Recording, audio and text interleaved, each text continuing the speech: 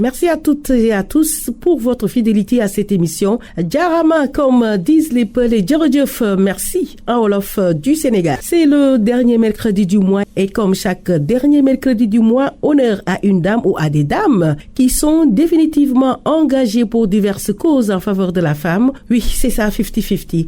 Nous avons fait une descente aujourd'hui à Mopti, précisément à Sévaré, c'est au centre du Mali, à la rencontre du réseau des femmes battantes pour la paix et la cohésion sociale dans la région de Mopti. Nous sommes avec la présidente et un des fidèles membres du réseau. Mon collègue Sani Moumouni Seibou, en mission à Mopti, a rencontré donc le réseau des femmes battantes pour la paix et la cohésion sociale dans la région de Mopti. Elles sont à l'écoute de leurs sœurs, qu'importe leur situation. Elles gèrent des dossiers au quotidien. Dossier, je fais allusion aux problèmes des femmes qui viennent se confier à elles. Des femmes battues, violées, bref, si vous voulez, victimes de VBG, violences basées sur le genre. Sani Moumouni Seibou, vous les avez donc rencontrées. Elles parlent de leur enfance, de leur parcours, malgré les difficultés ou les coups de la vie. Aujourd'hui, la tête haute, elles viennent en aide à d'autres femmes. Sani Moumouni, je vous laisse la parole. Bonjour encore. Bonjour. Oui. Alors, parlez-nous de vous. Si on vous disait de parler de vous, qu'est-ce que vous allez dire? Je suis une femme leader. Je m'appelle Madame Tembeli Fatmata Menta. Je vis précisément à Mopti Sévaré, au Mali. Donc, ce qui m'a poussé dans un premier temps à être femme leader et femme associative, c'est pour au moins savoir quelle capacité une femme peut tenir parmi les hommes et quel soutien et aide une femme peut apporter aux autres.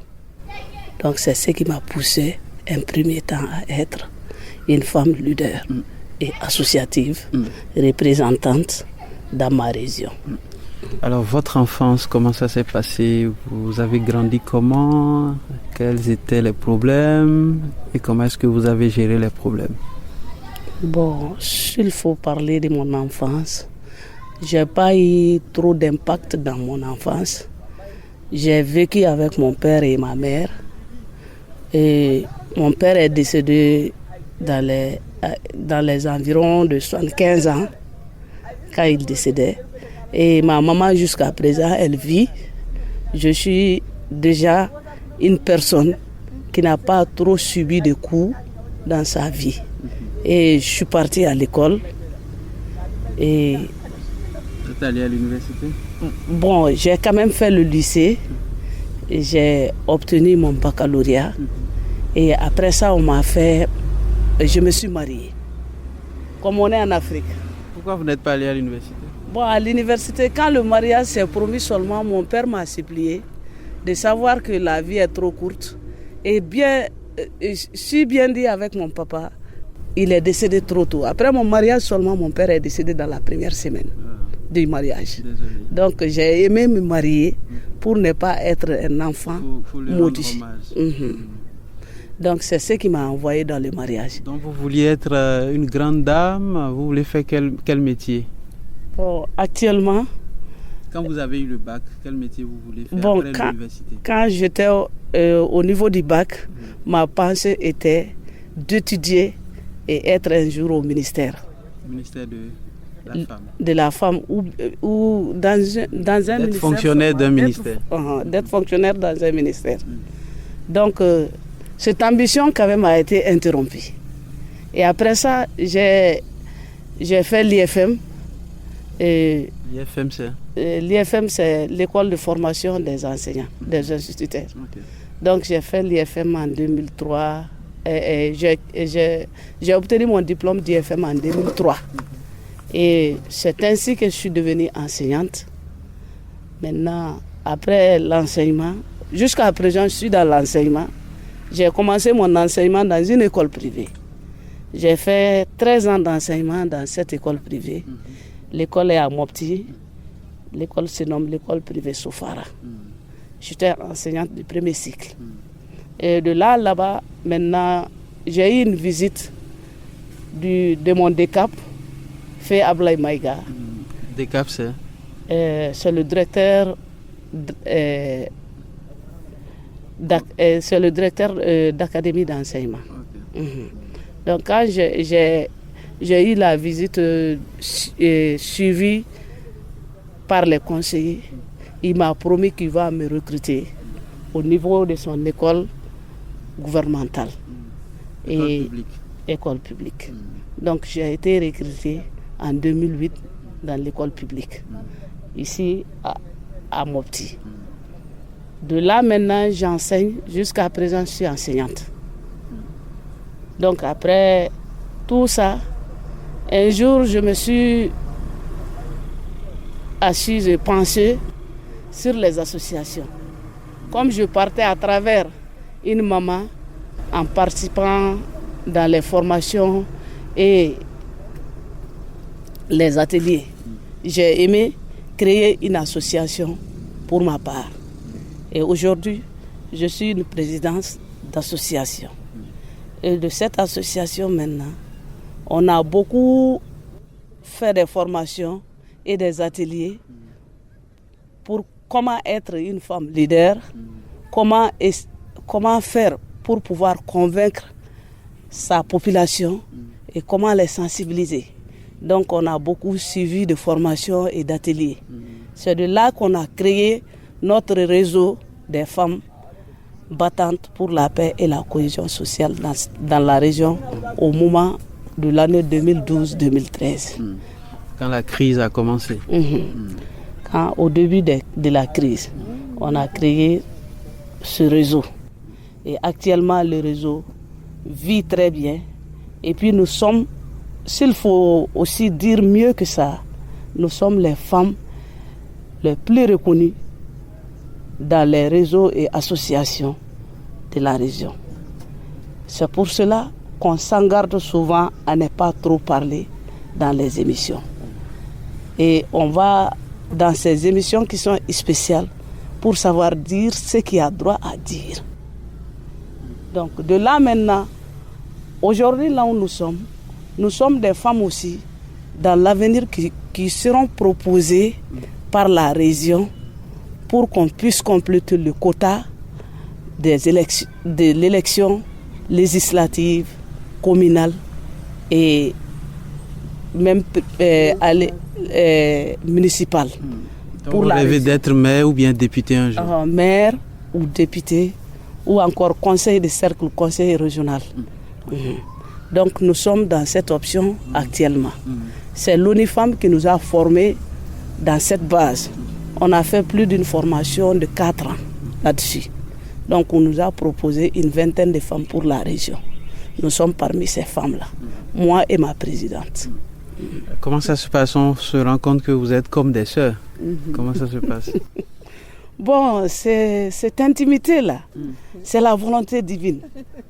Ce que Dieu veut... Vous l'avez connu? Bon, on s'est connu à travers les formations et les ateliers. Après ça, quand on a créé notre réseau, on est devenus les deux les plus intimes du groupe.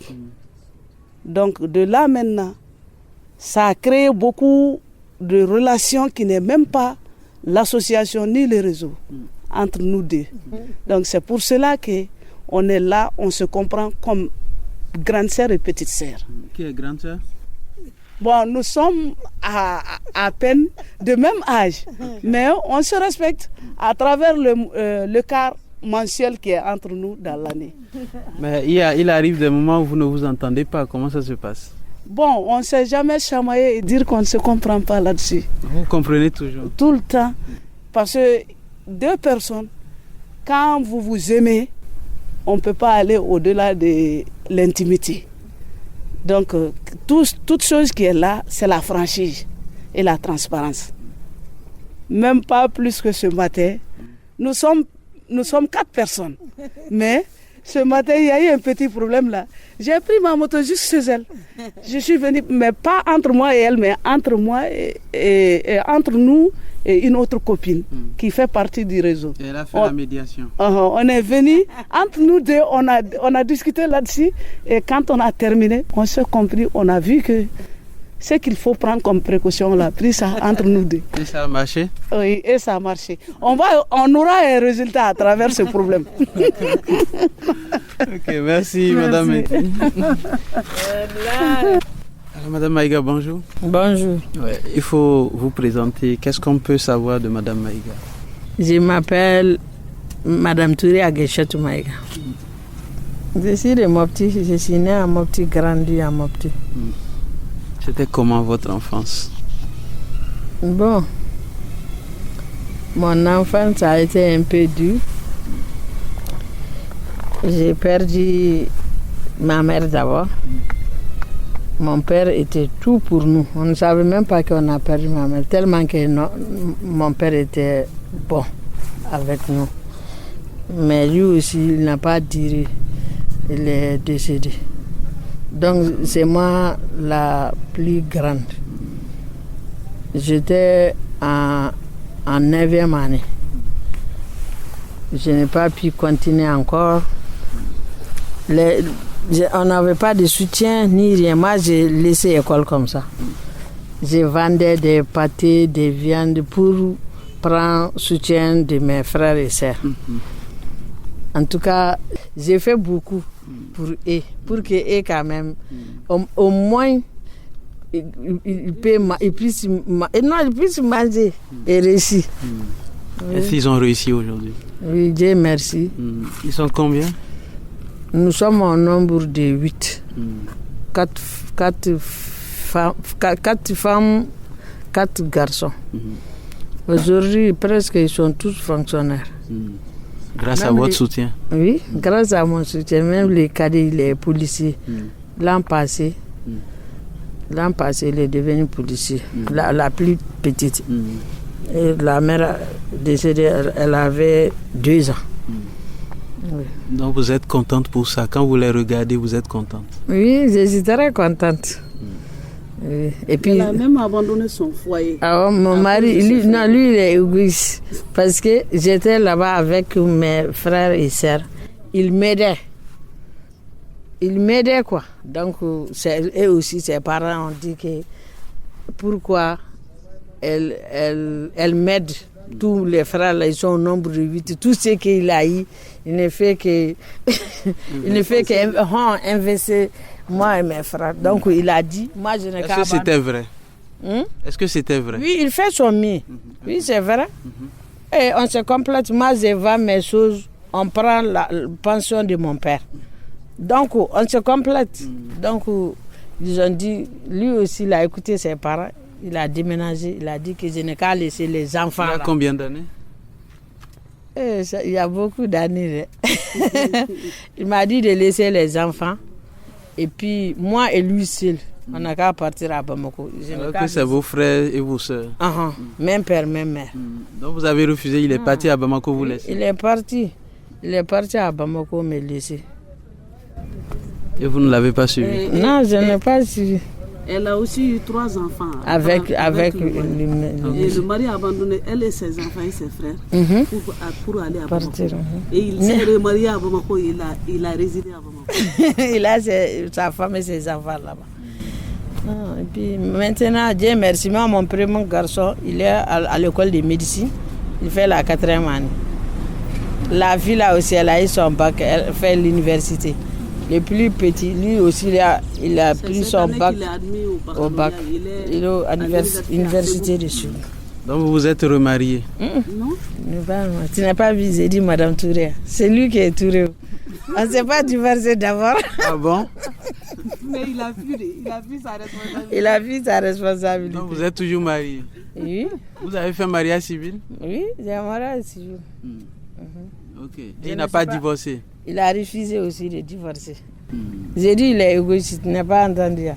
Il est égoïste, il a refusé de divorcer. Mais moi-même, je ne suis pas prête pour divorcer là, sinon lui ne peut pas m'empêcher de trouver mes papiers. Mais est-ce qu'il revient de temps en temps à Mopti? Il ne vient pas. Il est parti, il ne vient pas, il s'en fout de ses Ça fait 10 ans. Oui, ça vaut 10 ans. C'est plus que 10 ans. Parce non, que ça vaut 10 ans. Est déjà à l'université. Depuis son tout petit, quand il était au jardin d'enfants.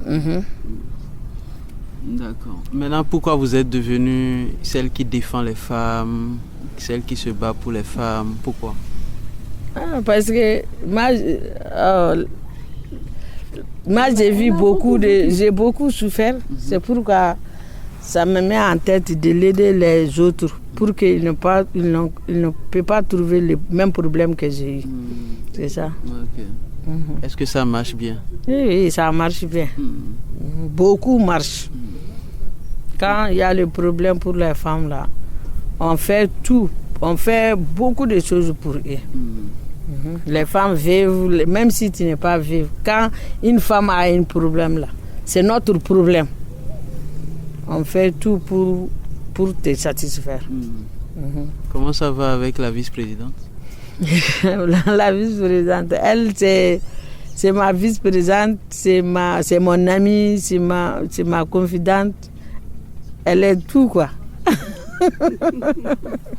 Pourquoi vous vous entendez comme ça? Bon, c'est Dieu qui a fait. C'est Dieu qui a fait. On s'entend bien quand on a eu des choses, on parle ça. Est-ce que ça c'est bon, ça ce n'est pas bon? Toujours, je ne sais pas, on communique. Si vous voulez s'entendre, il faut communiquer. C'est tout. Tu as vu, lorsqu'il a dit qu'il ne prend pas on ne prend pas son vidéo. J'ai dit, j'ai dit qu'il n'y a pas de problème, on peut prendre ou bien. Elle a dit, il n'y a pas de problème. On peut prendre. Donc c'est son bureau ici. Hein? C'est son bureau ici. Où? Ici? Non. Ici, ah? Non. Non? Ok. C'est pas son bureau. D'accord. Maintenant, est-ce qu'il y a souvent de problèmes entre vous? Non, il n'y a pas de problème. Mais ça, s'il y a quelque chose, on parle tout de suite et puis c'est fini. Nous sommes des ambassadrices de la paix. Les ambassadrices de la paix à Mopti ici. Réconciliation. S'il y a des gens il y a un conflit, même entre hommes et femmes, nous, on va intervenir. Donc, vous n'avez pas peur des groupes armés? Non. Des groupes terroristes? On n'a pas dit qu'on ne parle pas de ça. On t'a dit qu'on ne parle pas. Non, mais si vous êtes là, vous parlez de la paix tout le temps. Eux, ils ne sont pas contents. Est-ce qu'ils ne vous menacent pas? C'est ce que je dis? Non, ils ne nous menacent pas. Parce que nous, on se stresse de la paix qui nous implique. Cette paix-là, c'est quoi? C'est à travers nous femmes et nos maris, à travers nos foyers, les enfants, et en un mot, la cohésion sociale à l'intérieur même de la ville, les familles et les quartiers. Donc, dans ces discussions pareilles, nous sommes toujours mieux placés pour aller en tirer des solutions entre des personnes qui ne se comprennent pas. Donc, surtout les femmes mariées, les jeunes couples qui ne se comprennent pas. Très souvent, on intervient et on leur donne des conseils en sensibilisant les deux à la fois pour au moins que le foyer soit dans une tension apaisée. Donc, notre problème n'est pas dans l'affaire de la vie sociale de ce que vous demandez. C'est tout autre que ça. Bon, j'espère que votre mari est à Mopti. Il est là. Moi, je suis avec mon mari, avec mes enfants. Combien d'enfants? J'ai 5 enfants. 5 enfants. 3 garçons et 2 filles. D'accord. Et Madame Maïga a 3 enfants? 2 garçons. Et une fille. D'accord. Vous avez dit que vous avez le même âge, donc c'est quel âge alors? Bon, nous sommes de 73. 73. Ok. Nous sommes de 73. On a nos 50. Donc, c'est beaucoup. Là où nous sommes aujourd'hui, tout ce que nous sommes en train de faire là, donc c'est à nous, à travers l'âge qu'on a, on doit pouvoir le faire. Il y a certains trucs qu'on s'implique là-dedans. C'est pas pour aller avoir quelque chose. Mais on va pour au moins, quand Dieu crée une personne, tu es là pour quand même montrer que Dieu m'a créé et j'ai une importance dans ma vie. C'est ce qui nous pousse à aller vers toutes choses qui amènent l'attention apaisée dans la ville. Très souvent, quand les maris agressent leurs femmes, les jeunes couples, et que les jeunes femmes là viennent souvent elles sont blessées. Pour punir le mari, on envoie le problème là au niveau de la promotion de la femme. Là-bas, il y a un domaine là qui s'occupe de ça. Donc ils vont là-bas, on va voir ce que le mari a droit à avoir comme punition. Et on le punit. Après ça, il se met à sa place. Frapper une femme jusqu'à une blessure là n'est pas recommandé. Donc comme on suit tout le temps les formations sur les VVG là, on en lutte. Violence basée sur le genre. Oui. Donc quand on voit ça, on lutte là-dessus. Merci Madame Tembele. Merci à vous. Madame Maïga, merci. Merci à vous. Merci beaucoup à vous, Sani Moumouni Seibou. Merci au réseau des femmes battantes pour la paix et la cohésion sociale dans la région de Mopti qui ont accepté d'échanger avec nous. Madame Tembeli Fatoumata Menta, la présidente, et Madame Touré Aïssatou Maïga. Bon courage à vous. Également, merci à vous, auditeurs de la WADR et de nos radios partenaires qui sont dans les différents pays de l'Afrique de l'Ouest. C'est toujours un plaisir de vous savoir à l'écoute de la West Africa Démocratie Radio, la radio qui donne la parole aux populations. Retrouvez cette émission si vous le souhaitez sur notre site wadr.org, rubrique émission. C'est sur ces mots que je vous dis au revoir, à mercredi prochain. Je suis Essouli Diédhiou. N'oubliez surtout pas que votre voix compte. Chères dames, chers messieurs, gardez la forme.